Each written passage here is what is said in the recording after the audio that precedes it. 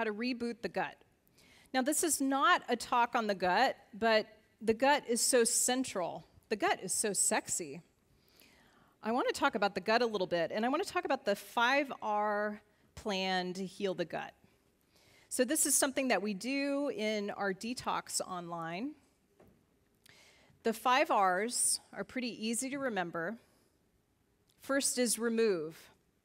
So you remove sensitivities and allergens and also the bugs that don't belong there, like parasites, protozoa, yeast.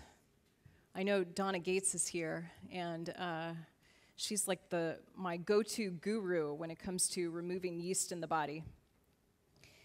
So we want to remove these things that don't belong. They're the people who are creating the frat party. And we don't want a frat party in the gut. We want like a nice little sacred ritual happening every day when you eat. It's amazing to me when I lead my detox how many people discover that they have a number of sensitivities. So I've known for a long time that I have a gluten sensitivity, but it wasn't until I started looking at the research that I realized, 50% of people who have a gluten sensitivity also have a dairy sensitivity. And so you want to periodically eliminate some of the most common food intolerances and see how your body responds. Create that blank canvas that I think is so important for your health. Then you want to replace the good stuff. So you get rid of the bad stuff, remove it, and then you want to replace the good stuff. And what's the good stuff? Well, I already talked about eating a pound of vegetables a day, maybe 2 pounds. Fiber is so important. So on average, I try to aim for about 35 to 45 grams of fiber a day for people that I'm working with. 35 to 45 grams of fiber a day. Our paleo ancestors ate about 100 grams of fiber a day. Now it takes, some time to build up to eating that much fiber, but oh my gosh, they did not have breast cancer. They did not have prostate cancer. And many of them lived a long time. They lived long enough to have those. Then you want to repopulate. You want to restore the good bacteria. And this is one of those areas where we don't have enough data.